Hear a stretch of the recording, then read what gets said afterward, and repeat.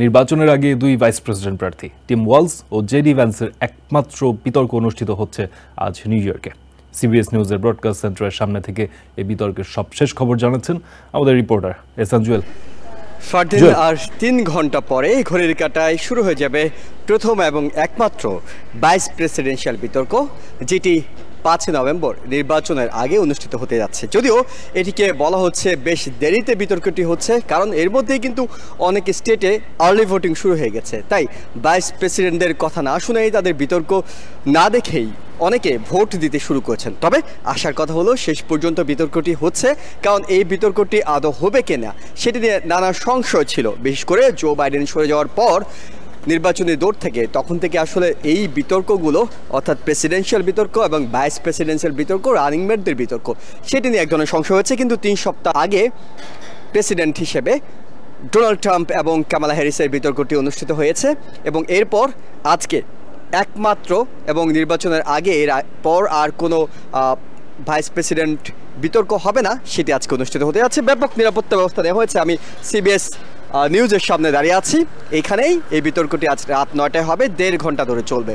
এবং প্রেসিডেন্ট পদে যে দুটি বিতর্ক হয়েছে, ডোনাল্ড ট্রাম্প এবং জো বাইডেন, পরবর্তীতে ডোনাল্ড ট্রাম্প এবং কামালা হ্যারিসের মধ্যে সেই একই নিয়মে এই ভাইস প্রেসিডেন্ট বিতর্কটিও হবে, অর্থাৎ কোনো অডিয়েন্স থাকবেন না এবং মাইক মিউট করে দেওয়ার সুযোগ থাকবে যারা উপস্থাপক তাদের হাতে। এবং এই বিতর্কটি অনুষ্ঠিত হচ্ছে সিবিএস ব্রডকাস্ট সেন্টারে, যেখানে সিবিএসের 2জন মডারেটর হিসেবে দায়িত্ব পালন করবেন। সিবিএস ইভিনিং নিউজের প্রেজেন্টার যিনি আছেন এবং একই সাথে সিবিএসের চিফ ফরেন করেসপন্ডেন্ট ও ফেস দ্য নেশন অনুষ্ঠানের মডারেটর, তারা দুজনই আজকের এই অনুষ্ঠানে মডারেটর হিসেবে দায়িত্ব পালন করবেন। তবে অনেকগুলো বিষয় এই বিতর্কে উঠে আসবে।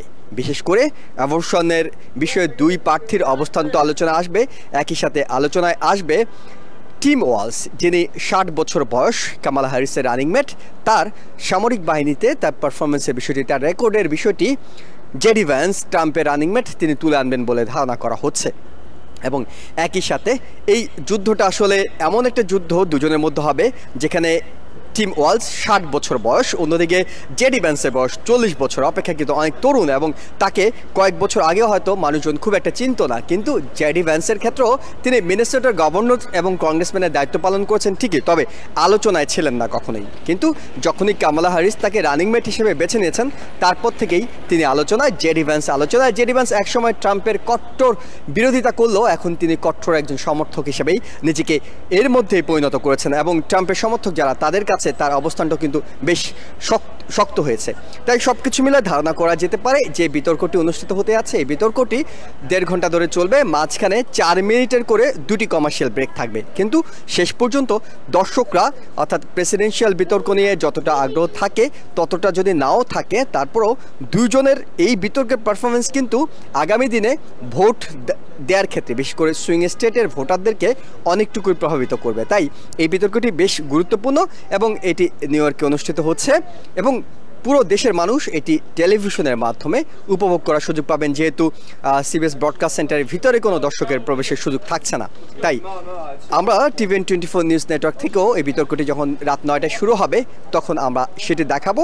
আমাদের যে প্রাইম নিউজটি রাত 9টায় প্রচার হয়, সেটির পরিবর্তে রাত 10:30 পর্যন্ত এই বিতর্কটি আমরাও সরাসরি সম্প্রচার করবো, অর্থাৎ টিভিএন 24 নিউজ নেটওয়ার্কের দর্শকরাও এটি দেখার সুযোগ পাবেন। ফারদিন, এখন পর্যন্ত এই ছিল আমার কাছে সবশেষ খবর।